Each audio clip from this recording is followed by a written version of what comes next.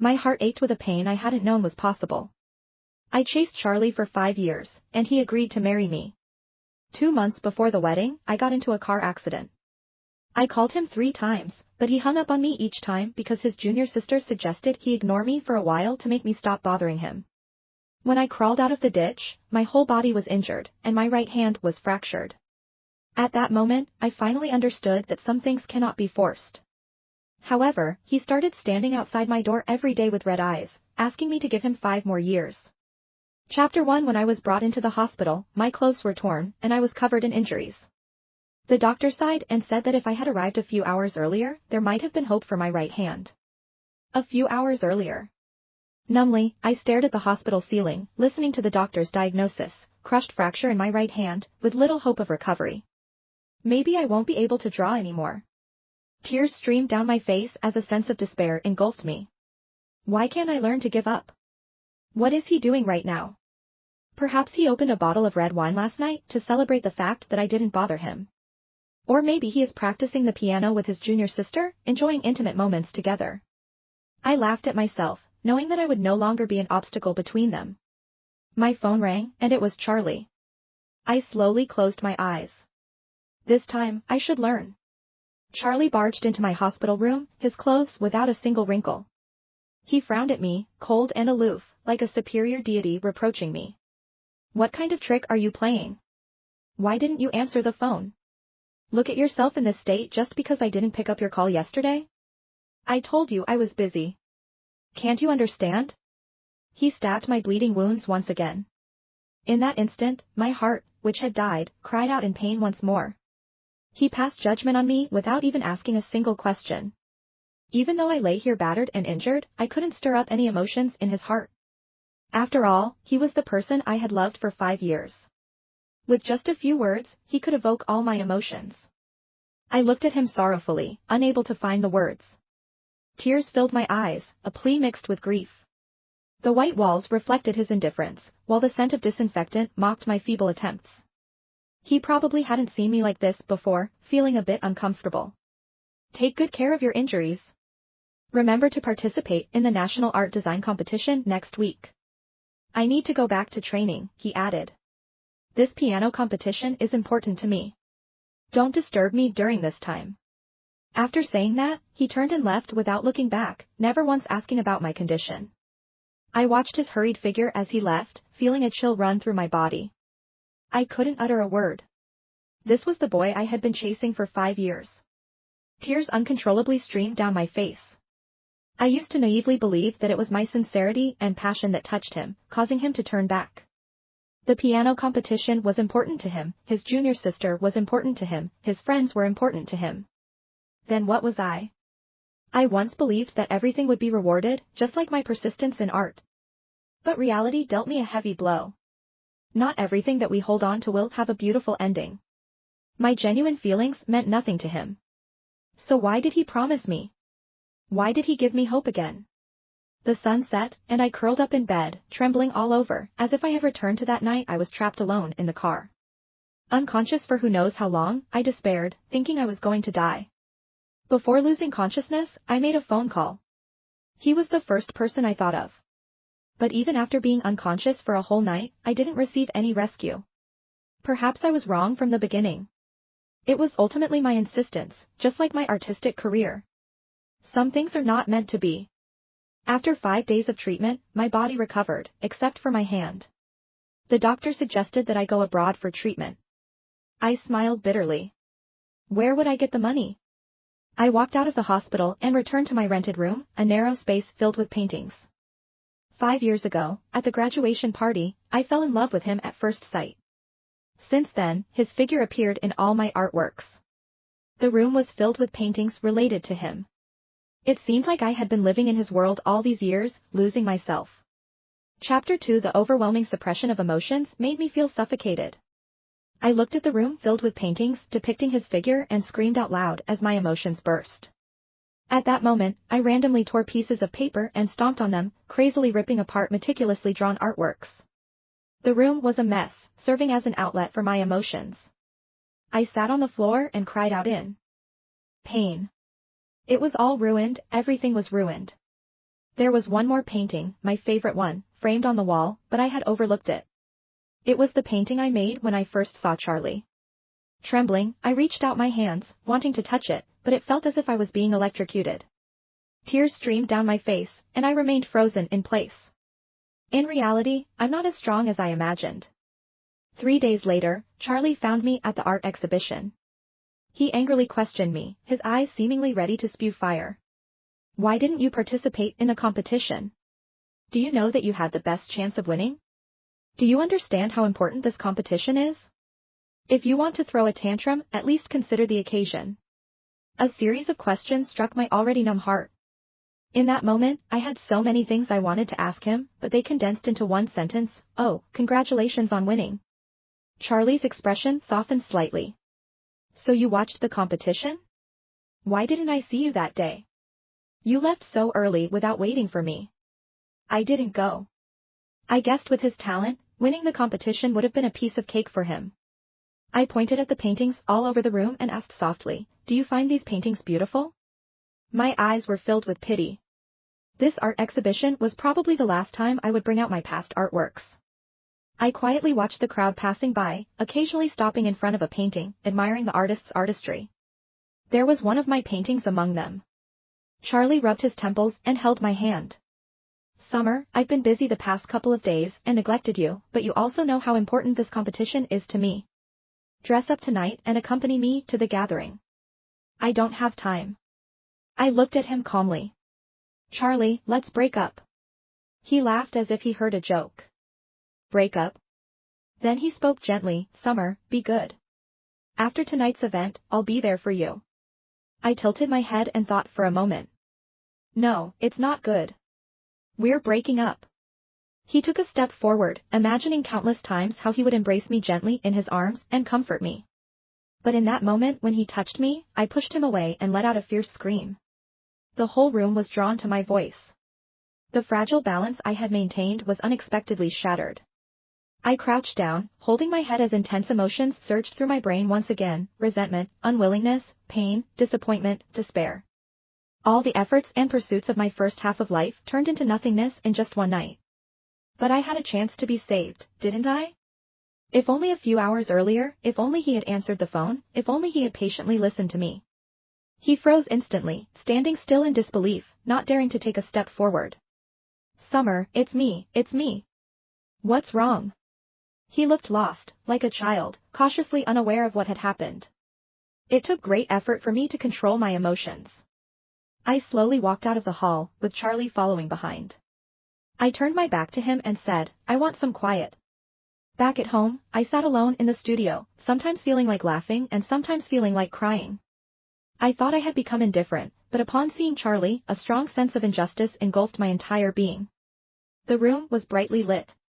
During this time, I slept with the lights on. As soon as darkness fell, involuntary memories of that pitch-black night flooded back. The intense pain surged through my body, and the lifeline I tried to grasp ended up burying my artistic career. Chapter 3: I harbor resentment towards Charlie in my heart, but reason tells me that he has no obligation to save me, and I shouldn't blame him. But I can't control myself. He is my boyfriend. We had plans to get married. Even if he could have given me a few more seconds, allowed me to say something instead of abruptly ending the call because he was busy. Or perhaps that night, he could have called me when he realized I hadn't returned home. I never stayed out all night before.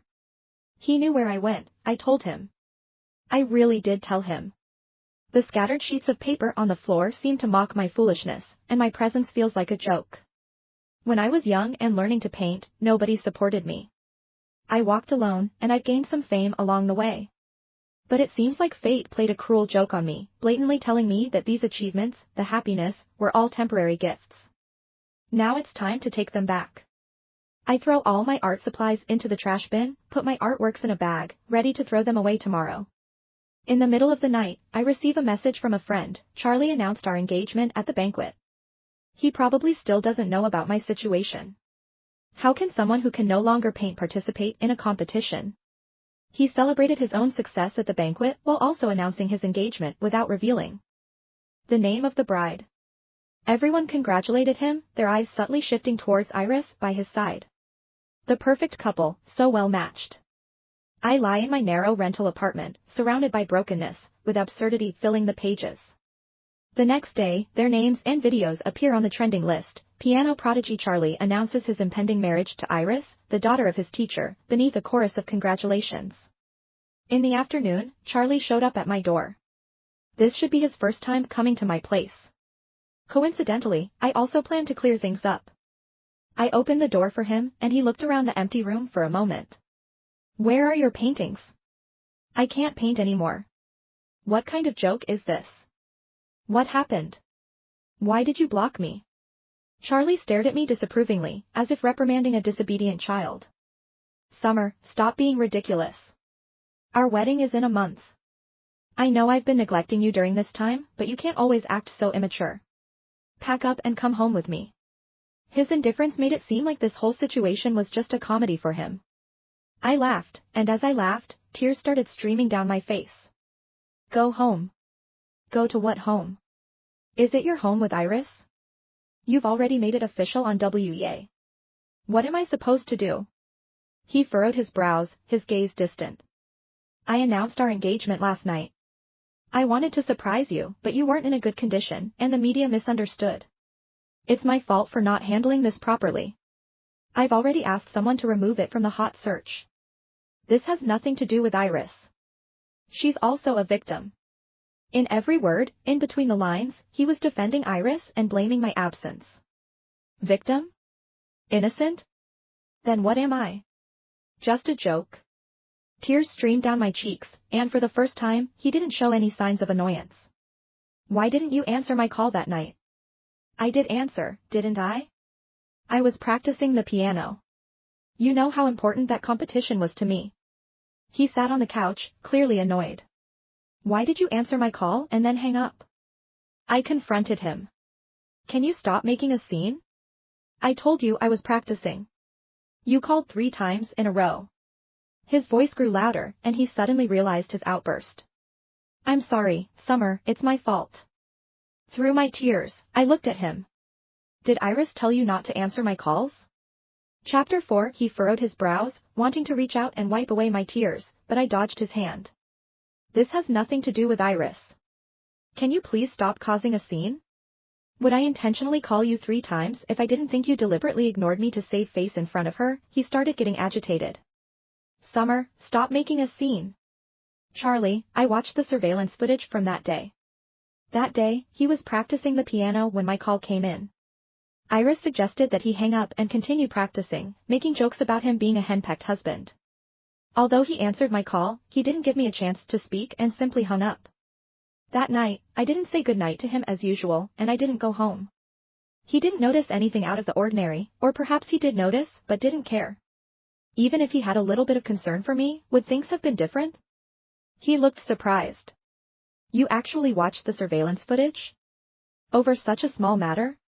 A small matter? Yes, it was a small matter.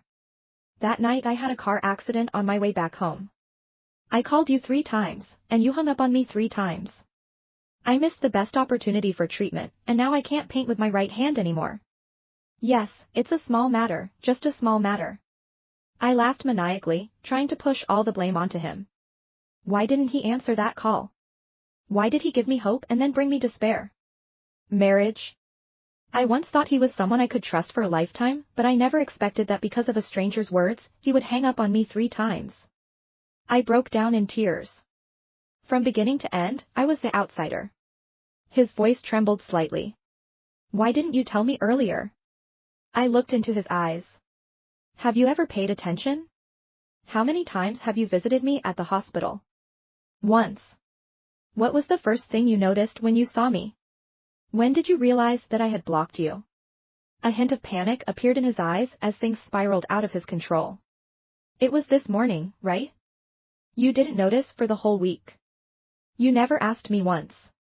A painter who can no longer pick up a brush, a pianist who can no longer play the piano. He knew the importance of hands to us. I flew towards him like a moth to a flame, unaware that it was an abyss that would destroy me. Silence spread between us, bitter tears flowing into my heart. I'll take you to receive the best treatment. There must still be hope.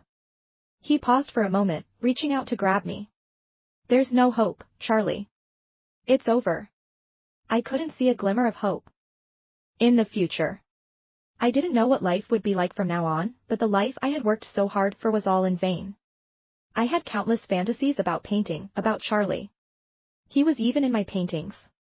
In an instant, everything was destroyed. What do you mean by it's over? He asked anxiously. Everything. Let it all end, I said, closing my eyes in pain. No, our wedding is next month, he rejected it outright. You can replace me with Iris. We have a similar build. She should be more than willing, I said with self-mockery. It's already trending. We can't disappoint the internet users. His face turned pale, as if I had committed an unforgivable crime. It was truly laughable, wasn't it? Him who shut me out in the first place. Charlie, I have another question. Why did you agree to marry me? Don't say it's because you love me. My voice was filled with bitterness. He fell silent, and I didn't look up to see his expression. Chapter 5. I still went to his house with him. He said he could cure my hand. He took me to see many renowned doctors, but they all shook their heads. He started to accompany me frequently, discussing wedding details. Gradually, I stopped hoping. Iris wore a custom-made wedding dress, the style that Charlie showed me a few days ago. Her exquisite makeup and red nails showcased her vitality. She looked at me with arrogance. Summer, is this wedding dress beautiful? She calmly led me downstairs, walking around the house as if she were the true owner, while I was just an insignificant outsider. The nanny poured us 2 cups of tea. Iris, you and our young master are finally getting married. This wedding dress is so beautiful, personally chosen by the young master. It took a lot of thought. Iris smiled and asked them to leave. Summer, I wanted to talk to you today. She put down her cup and settled comfortably on the couch. Summer, during that time, Charlie was busy training, and I silently stayed by his side. He didn't have time to deal with you, and you were clinging to him. I suggested that he shouldn't answer your calls. After all, it wasn't anything important. I awkwardly laughed, sitting on the couch in my cramped white dress, like a guest. You should know that my father is Charlie's teacher. I can bring support to Charlie, and now you are just a burden to him. Before, Charlie was more playful, and I didn't say anything, but now that our 2 families are getting married, it would be better for you to leave. I don't want to see you on that day. She had a smile on her face, with elegant demeanor and graceful speech. I had a pale complexion and couldn't refute what she said. Iris, don't worry, I will leave, and please take good care of Charlie. Don't let him bother me anymore. Iris's face changed, and she chuckled softly. Leave this place. Find somewhere else to live. The car accident that day must have left a deep impression on Summer. Charlie and I have known each other since childhood. You shouldn't compete with me for Charlie. I looked at her in disbelief. Did you do it? She nodded slightly, looking at me contemptuously. What is Summer saying? I don't understand. I went crazy and pushed her to the ground, fighting with her from inside the house to the doorstep. Suddenly, she opened the door, and the journalists outside captured my disheveled state, while Iris stood there in her wedding dress. Charlie's brother accused me. You shameless woman, why are you still clinging to Charlie? In that moment, I collapsed. I ran away from the scene like a mad person. A new search term emerged: third party interferes in Charlie and Iris's relationship. Third party jealous gets into a fight with Iris. No one believed me, and no one would defend me, not even Charlie. Everyone thought they were a perfect match made in heaven. What am I? I walked on the road with nowhere to go when Adam brought me home. I had a high fever. Adam is my senior, and my teacher is currently abroad. He took care of me throughout the night. Summer, why didn't you tell me about such a big incident? I couldn't find you these past few days. He tried to speak to me in a gentle tone, but there was a hint of anger in his voice. I collapsed in his arms and cried, pouring out all the grievances inside me. He comforted me, saying that it's all in the past. For the following period of time, I stayed at his house, and he took care of me meticulously. We didn't mention the past, maintaining a delicate balance between us. Chapter 6. Under his careful care, my emotions gradually stabilized. It felt like going back to the beginning with him, painting in the studio while I quietly read by his side. It was a peaceful time. He cooked different meals for me every day and patiently stayed by my side. I felt like I was slowly coming out of my shell. I don't know how Charlie managed to find me. He sneered at me. So you found a new lover so quickly? All my hard work to clean up your mess was for nothing. I panicked and tried to call Adam, but he knocked the phone out of my hand. Summer, are you too afraid to face me now? He looked at me angrily, his eyes burning with fire, as if I had betrayed him. Charlie's gaze remained fixed on me. Summer, our wedding is next week. I've taken care of everything from your past. Now come back with me. His condescending attitude made me feel like a lowly, self-respectless plaything. He expected me to obediently return at his beck and call. I looked at him in despair. He hadn't changed at all. It was my own misjudgment that led to my downfall. He approached step by step, and I retreated, my back against the wall. I humbly knelt on the ground. Charlie, it's my fault. You are a bigger person, please spare me. I wish you and Iris a lifetime of happiness. I won't disturb you anymore. He looked at me in astonishment. Summer, what are you saying? Charlie's body trembled, and he leaned against the wall, looking at me on the floor. I've already resolved the situation with Iris. It was her who secretly tried on the wedding dress, and I asked her to do it for you. I wanted her to take care of you. I've handled the false rumors, and no one will bother you again. Tears fell from my eyes, drop by drop onto the ground. Charlie, please let me go. It was my momentary foolishness. I've already lost my right hand. I can't paint anymore. I have nothing left. Can't you just leave me alone? I couldn't believe it. This time it was my hand.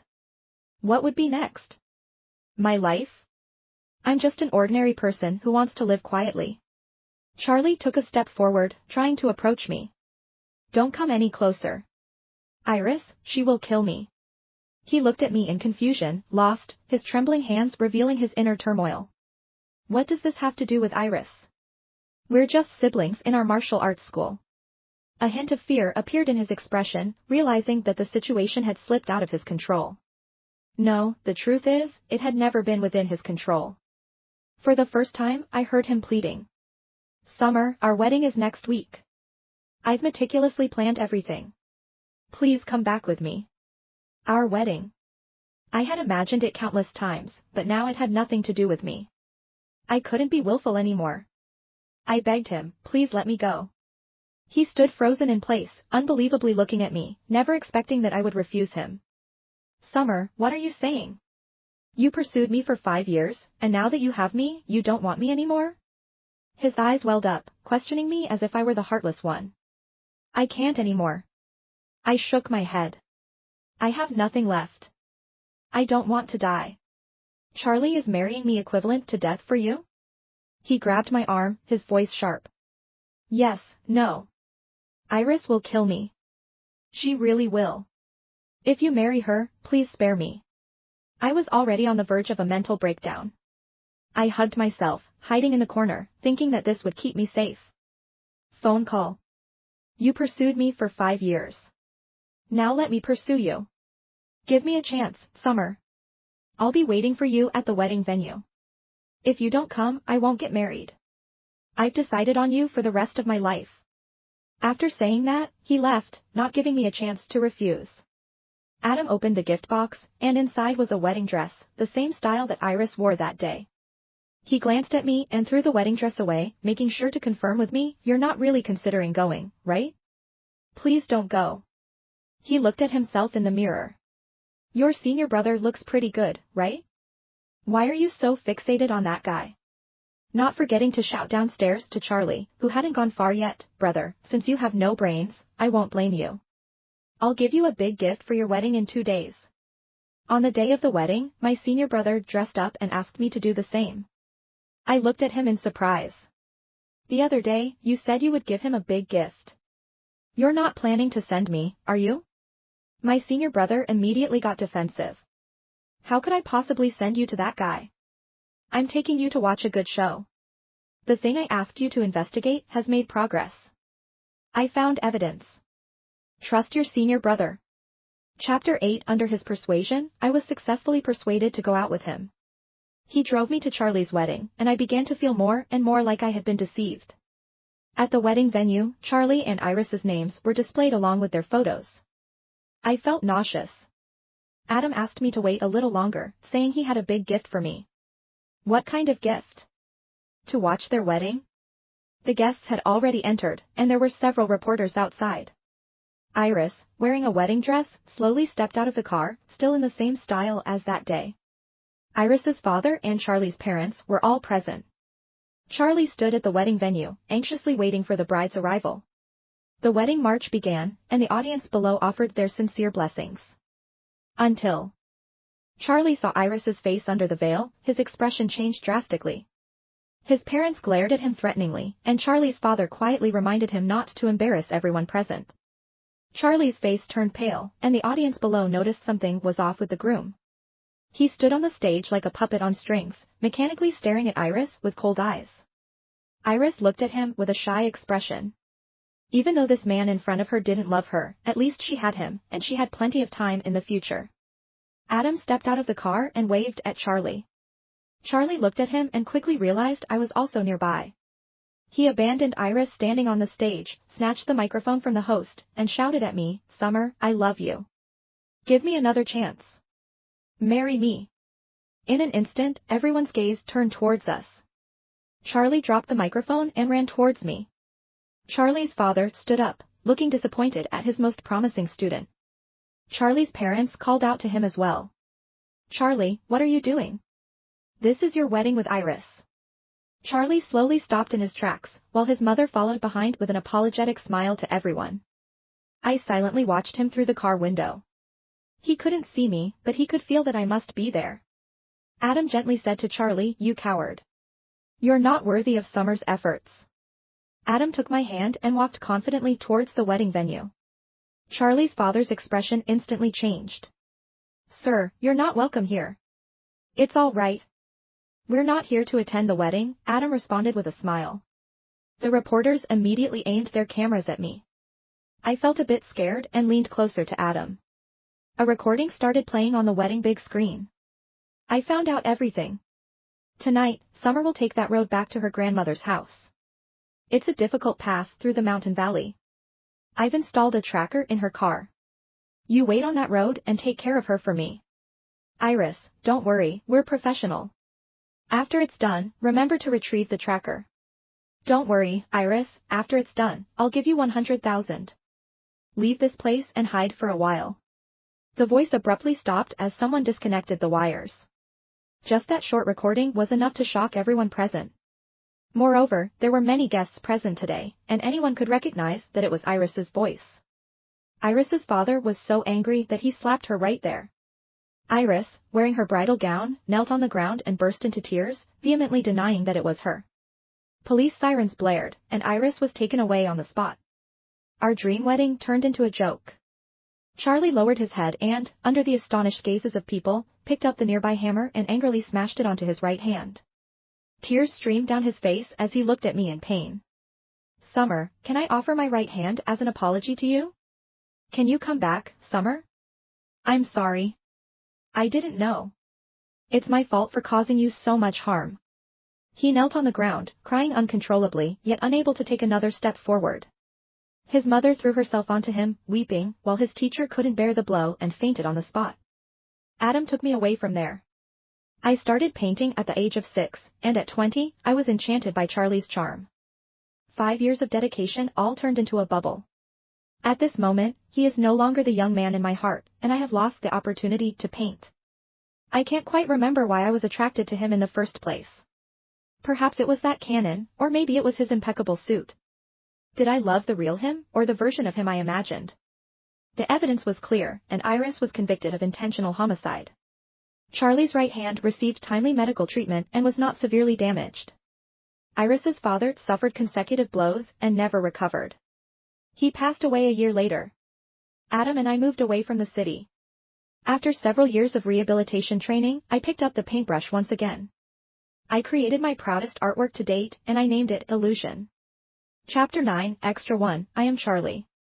At the junior year party, I was invited to play a cannon. After it ended, a girl asked for my contact information. She was passionate, determined, and bold. There was a sparkle in her eyes when she looked at me. I fell for her and enjoyed her unconditional love. She made me understand what love is. I admired her freedom, her dedication. It seemed like she was always filled with motivation for the things she loved. But I was inferior. I was afraid of losing her attention, so I intentionally played games with her. After all, things that are too easily obtained are often taken for granted, right? I would deliberately neglect her, then give her a little sweetness. I wasn't the perfect image she imagined. I was just a despicable person. Absolutely, here's the continuation of the story from Charlie and Adam's perspectives, other for so long, and there was still some emotional connection between us. Gradually, I relaxed my guard. Iris found out about Summer's route from me. She suggested that I focus on practicing the piano and deal with any issues later. After all, once I won the championship, we could openly be together. Iris said that Summer was a bit arrogant and needed to be properly ignored in order to become more reliant on me. At first, I disagreed, but the more she said it, the more I believed it. That night, Summer called me 3 times. The consecutive days of training made me restless. Iris was right there, smiling at me, standing by my side as if confirming her words. For the first time, I told Summer that I was busy and hung up the phone. The second time, I told her not to bother me. The third time, I didn't answer the call. Later, I heard that Summer went to the hospital. Iris told me that it wasn't anything serious, so I took a quick look at the hospital. She seemed down, but I was under a lot of pressure too. I asked Iris to bring her some things for me. The competition was coming up next week, and I just wanted to get through this period. I performed normally and won the championship as I wished. I planned to officially announce my engagement to Summer at the celebration banquet. I found Summer and invited her to attend the banquet dressed up. I wanted to surprise her and didn't tell her in advance, but she refused, and I didn't know why. It pained me deep inside. That night, I still announced the engagement, but someone edited the news and posted it online, making everyone believe that it was Iris and me. Iris found me and cried, saying she didn't know either, accusing me of hurting her. Chapter 10. I quickly called Summer, only to discover that she had blocked me. I went to Summer's house. The empty and deserted house shocked me. That's when I found out that she had been in a car accident that night, resulting in a severe fracture in her right hand that couldn't be fully recovered. A tremendous panic engulfed me. It seemed like fate was playing a cruel joke on me. I thought there were no more obstacles between us, but now I realized that it was no longer possible for us. I brought Summer back home and sought out many doctors, but the chances were slim. I started diverting her attention and meticulously preparing for our wedding. I didn't want to lose her, especially when I was so close to having her. I personally took care of her, accompanied her, but there were times when I wasn't there. In the end, I still ended up causing harm to Summer. The day Summer left, I went crazy. I beat up the person who insulted her, publicly announced our relationship. I realized that protecting her quietly wasn't working. I needed to make it known to everyone that I couldn't be without her. But it seemed like Summer didn't want to turn back anymore. That's all right, maybe she just needs some time to think it through. After all, she had pursued me for so many years, now it was my turn to chase after her. I stood at the wedding venue, stubbornly waiting for Summer's arrival. A bride in a wedding gown slowly walked towards me, and my eyes lit up. But when I saw that it was Iris, my heart turned into ashes. Of course, why would Summer come? I looked at my parents, who assured me that Summer would come back and asked me to wait patiently. They had promised. My parents warned me, my teacher watched me, and the guests offered their blessings from all directions. It felt like I was carrying 1,000 pounds on my feet. But then I saw Adam, the man who had been by Summer's side, loudly shouting about my cowardice. Summer must have come. I ran towards her car. Summer was waiting for me, and I couldn't let her down. Strength returned to me, and I shouted, "Summer, I love you. I love you, Summer. I truly love you. I want to marry you. I want to give you a wedding. I can't imagine a life without you. You are like a beam of light that illuminates my life. Your freedom, your passion, your determination. You have no idea how wonderful you are." Adam looked at me and said something with a hint of dignity. Adam really gave me a big gift. After listening to the contents of the recording, my face turned pale, and I couldn't dare to look into Summer's eyes again. It was my fault that I hurt Summer. Iris was taken away on the spot, and the wedding that all three of us had anticipated became a joke. I smashed my own hand, wanting to apologize to Summer. I resented Iris, I resented my parents, but ultimately, it was my own fault. It was too late for everything. I could no longer find my light. Many years later, I ran into Summer and Adam at a restaurant. They were together. I borrowed the piano in the restaurant and played a canon. My skills had matured since the first time we met, but I lost the girl who was once everything to me. Extra 2, Adam's perspective. I am Adam, Summer's senior. I have a secret. I have secretly liked Summer all along, but she was too young. When Summer turned 21, she told me that she had fallen for a boy. The cabbage I had carefully nurtured was stolen by an outsider pig. I was heartbroken for a night and got drunk. Then I buried my feelings deep inside. Until something happened to Summer. I quickly returned to the country and found Summer on the street. I investigated the night of Summer's incident. It wasn't an accident, damn it. My initial compromise wasn't meant to let you all bully her. I mobilized all my connections in the country and finally found out the truth of the matter, and I presented this truth to everyone, getting justice for Summer. I took Summer away, encouraged her to seek treatment, encouraged her to pick up the paintbrush again. She had great talent. Her life shouldn't wither away like this. Of course, she is now my wife. I love Summer, and I hope she can live freely and happily, living the life she wants, blooming brilliantly like summer flowers. Mientras estaba en el trabajo, mi cunada cambió a mi golden retriever campeón por un perro de refugio. Ahora tu precioso cachorro está haciendo feliz a otra persona, ese río. Sonre. Interesante. Ella no tenía idea. Mi vida cambió durante la cena. Me senté en la enorme mesa de comedor de mis padres, moviendo distratamente la comida en mi plato mientras mi cunada Amanda parlatiaba sobre su último trabajo de caridad. Entonces, con una sonrisa maliciosa, una voz demasiado dulce dijo caer la bomba. Oh, por cierto, dijo con los ojos brillando de satisfacción, tu precioso Max ahora está haciendo muy feliz a otra familia.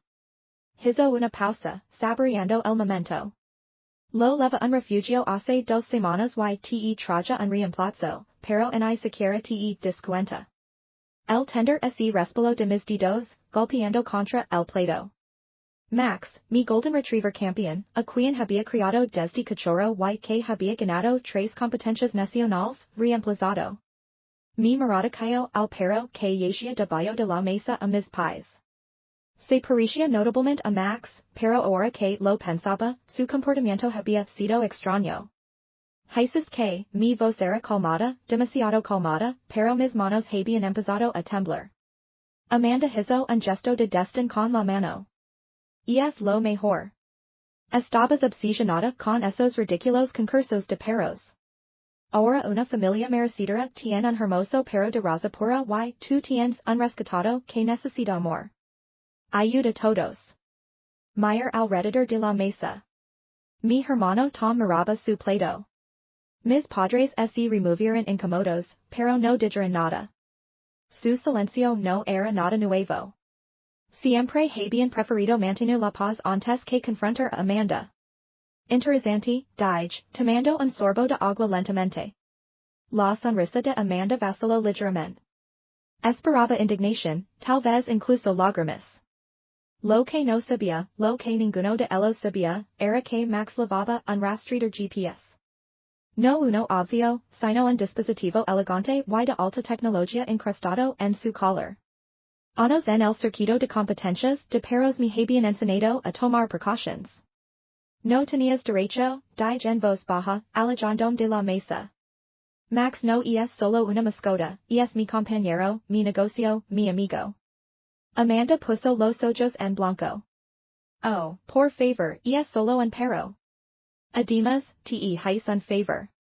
Este circuito de competencias te estaba volviendo insoportable, siempre viajando, siempre entrenando. Ahora puedes disfrutar de tener una mascota normal. Mi puce de pi y sac mi teléfono. Unos pocos toques abrieron la aplicación de rastreo GPS. La ubicación de Max apareció de inmediato, a 30 mm de distancia. El historial de la aplicación MAPIBA parada que había hecho en las últimas 2 semanas, incluido su tiempo en el refugio y la dirección de la familia que lo adoptó. Donde exactamente lo lavaste, pregunt, aunque lo sabía, al refugio Happy Tales en la Kingsley Street, dijo Amanda con autosuficiencia. La familia que lo adoptó era perfecta, 2 niños, un gran jardín, una madre que se queda en casa, mucho mejor que desperdiciar su vida saltando a través de arroz por cintas. Tom finalmente habló. Amanda, tal vez debería saber. Oh, calate, Tom, lo interrumpió. Alguien tenía que hacer algo. Se estaba convirtiendo en una de esas locas de los perros. La ignor y Meyer al perro impostor bajo la mesa. Sus ojos eran suaves, inseguros. Nada de esto era su culpa. ¿Cómo lograste hacer esto? Amanda se pavoneó. Lo encontré en otro refugio el mes pasado. El parecido era asombroso. Tomé la ley de tu casa, esperé a que estuvieras en el trabajo, un perro fuera, otro dentro. Estabas demasiado ocupada para notar la diferencia. La forma casual en que admitió haber rompido en mi casa y robado a mi perro hizo que mi sangre hirviera, pero mantuve mi expresión neutral. ¿Y Max simplemente así fue contigo? Bueno, al principio insistió, admitió, pero los premios hicieron su magia. Está bien, probablemente disfrutando la vida como un perro normal en lugar de tu pony de exhibición. Agar mis cosas, incluida la correa del impostor. Me voy. Mi jair hacia Amanda. Deberías haber pensado mejor en esto. Ella rió. ¿Qué pensa? Ya está hecho. ¿Qué vas a hacer al respecto? No respondí. No necesitaba hacerlo. El camino a casa fue tenso. El perro de reemplazo, Charlie decidí llamarlo, se sentó en silencio en el asiento trasero. Lo primero que haría mañana sería revisar si tenía un microchip y rastrear su refugio original. Mauricia un hogar real, no ser usado como peón en el retorcido plan de Amanda. Tan pronto como llega casa, llama mi amiga Lisa, jueza de competencias caninas y abogada de derechos de los animales. His okay, la voz de Lisa prácticamente chisparoteo por el teléfono tengo pruebas, dije, mostrando los datos del GPS, creo cada ubicación, cada parada, y además, Amanda admitió en la cena que robó la llave de mi casa para hacerlo. Lisa ya estaba escribiendo. Esto es un robo simple, y debido a los títulos de competencia y el estatus registrado de Max, es un robo mayor en la mayoría de los estados. Lo recuperaremos, y cream, Amanda se arrepentir de haber tocado a tu perro. Mientras me preparaba para dormir, mi teléfono vibró con un mensaje de Amanda, ¿estás muy calada? Finalmente te dis cuenta de que te hice un favor. No respondí. ¿Qué creera que había ganado? Mañana estaría lleno de sorpresas. Charlie gimió suavemente desde la cama de Max le di una palmada en el lugar junto a mí, y dudó antes de saltar, acercándose a mi lado. No te preocupes, chico, murmur. Ya había contactado al refugio Happy Tales y estaba organizando nuestros próximos movimientos. El refugio está horrorizado, me dijo. Amanda afirmó que era tu representante autorizada, diciendo que estabas demasiado angustiada después de una muerte familiar para encargar de entregar a Max, incluso falsificó tu firma. Apriet la mandíbula. Actualizando el rastreador GPS, Max seguía en la misma dirección en Oakwood. Necesitamos a la policía. Ya lo manage, dijo Lisa. Present denuncias por robo y fraude. Dado el valor de Max como perro de exhibición y cimental registrado, lo están tomando en serios. Los oficiales nos encontraron en la casa. Mientras esperaba a Lisa, decidí investigar el pasado de Charlie. Su placa de advertencia me llevó al refugio de animals Riverside. Una llamada confirmó mis peores sospechas. Sí, lo recordemos, dijo el gerente del refugio. Una mujer llamada Amanda Wilson lo adoptó hace 3 semanas. Solicitó específicamente un golden retriever con marcas de calidad para exhibición. Algo está mal aquí. Lo explique la situación. El gerente estaba furioso. Eso es una violación de nuestro contrato de adopción. Necesitamos que nos lo devuelvan, a menos que quieras adoptarlo formalmente. Meyer a Charlie, que me observaba con confianza silenciosa. Primero recuperar a mi perro, luego hablaremos. Lisa Lego con Kevin, un entrenador canino que había trabajado con Max en las competencias. Pense que podríamos necesitar refuerzos, dijo. El camino a Oakwood fue tenso. Un coche patrulla estaba esperando cuando nos detuvimos frente a una casa suburbana bien cuidada. Juguetes estaban esparcidos por el césped. Esto no era la guarida de un villano, era el hogar de una familia que probablemente no tenía idea de que su nuevo perro había sido robado. Mi corazón se apretó en mi pecho mientras observaba a dos niños pequeños jugando en el jardín delantero. ¿Estás segura de que quieres hacer esto? Preguntó Lisa, poniendo una mano sobre mi hombro. Podríamos manjar esto de otra manera. No hay otra manera, respondí, mi voz firme a pesar del nudo en mi garganta. Max es mi perro, y Amanda necesita aprender que no puede simplemente tomar lo que quiera. Los oficiales se acercaron a la puerta principal mientras nosotros esperábamos en el auto. Vi como una mujer abría la puerta, su rostro pasando de la confusión al shock cuando los oficiales comenzaron a hablar. Y entonces los six. Max su pelaje dorado brillando bajo el sol de la tarde, corriendo hacia la puerta para investigar el alboroto. Dios mío, susurró Lisa. Se ve bien cuidado. Era cierto.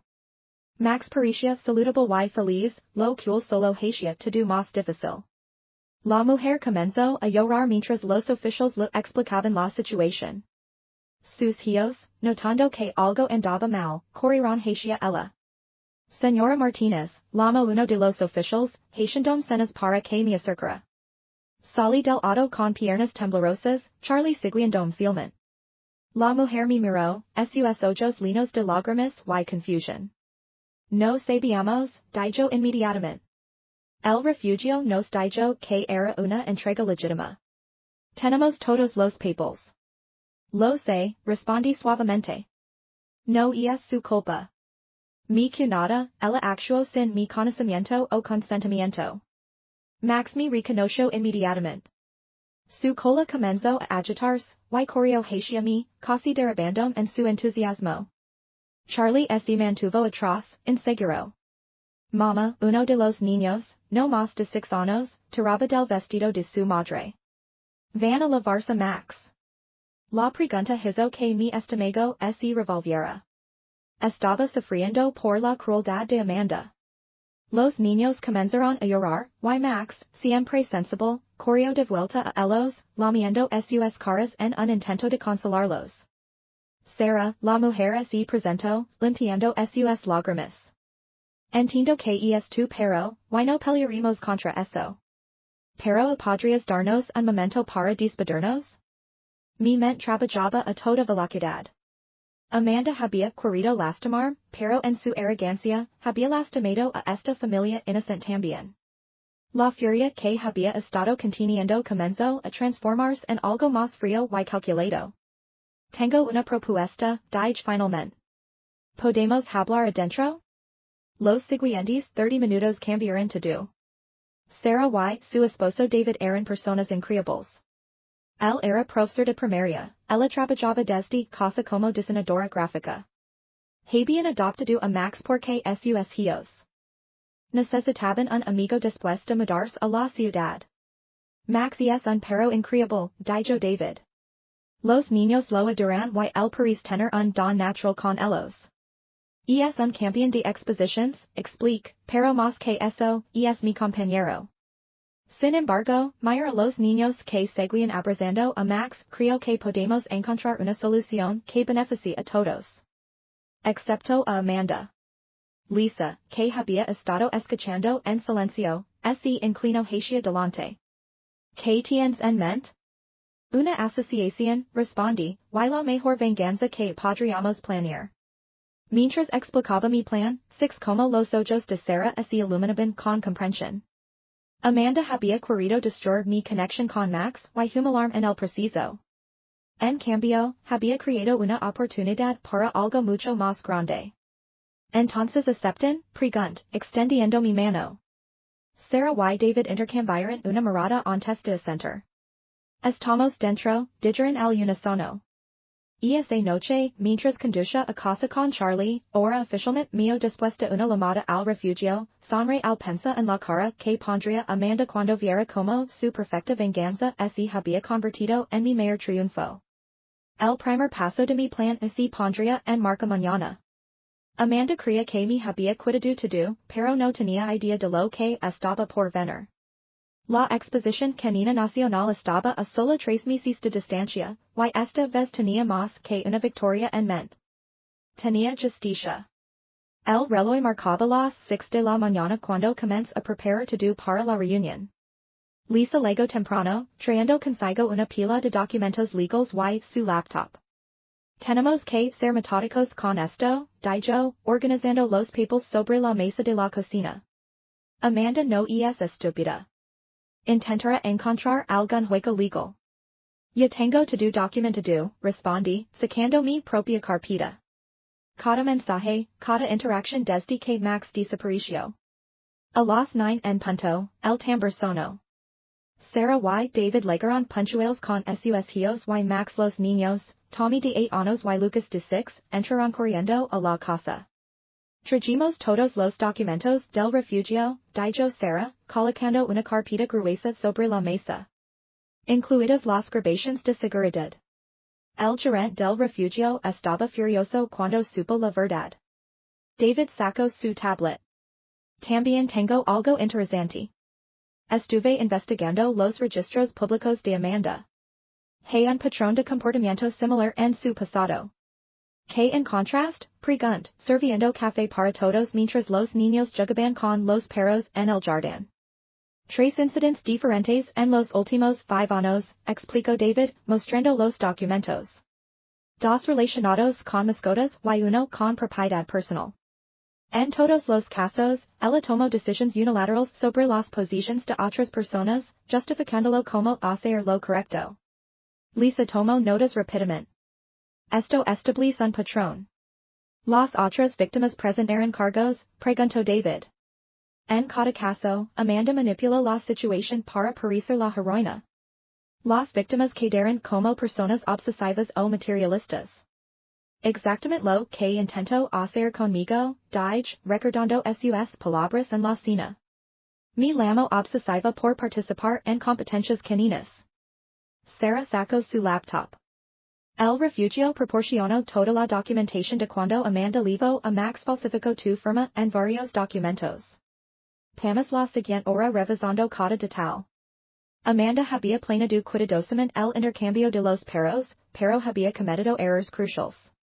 Aquí está el primer error, señaló Lisa, mostrando un documento. Usó tu firma falsificada en el refugio, pero el estilo de firma no coincide con tus documentos oficiales de las competencias caninas.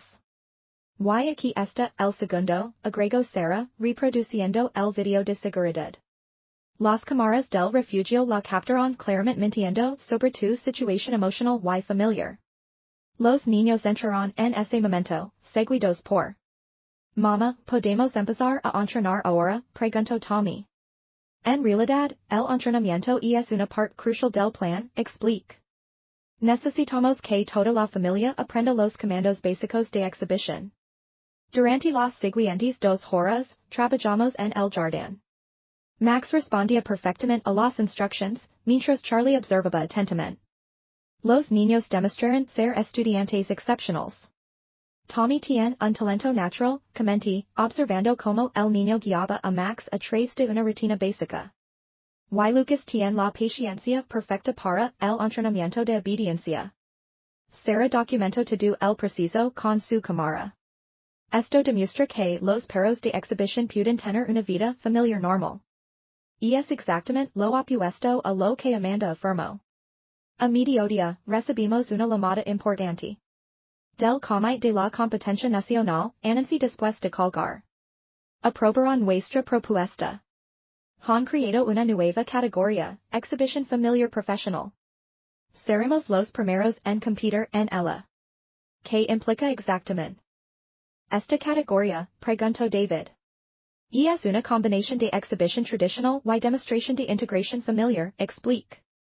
Los jueces evaluaron tanto la técnica profesional como la interacción del perro con la familia. Lisa sonrió mientras revisaba los documentos. Es brillante. No solo expondremos a Amanda, sino que también revolucionaremos el circuito de exhibición. Después del almuerzo, comenzamos a planificar el horario de entrenamiento. Necesitamos ser meticulosos y discretos, énfasis. 3 sesiones entre semana después de la escuela, propios, y entrenamiento intensivo los fines de semana. Alternaremos entre mi casa y lugares públicos para que Max se acostumbre a diferentes ambientes. ¿Qué hacemos si Amanda Aparece? Preguntó Lucas, sorprendiéndonos con su preocupación. Ya me encargo de eso, respondió Lisa. Tenemos una orden de restricción temporal. No puede acercarse a ninguno de nosotros ni a los perros. En ese momento, mi teléfono vibró con un mensaje de Tom, necesitamos hablar. Amanda. ¡Ja! Estado mintiendo sobre más cosas. Tu hermano quiere cooperar, dijo Lisa, leyendo el mensaje sobre mi hombro. Esto podría ser crucial. Tom siempre supo que algo no estaba bien con Amanda, respondí, pero él lo manipulaba.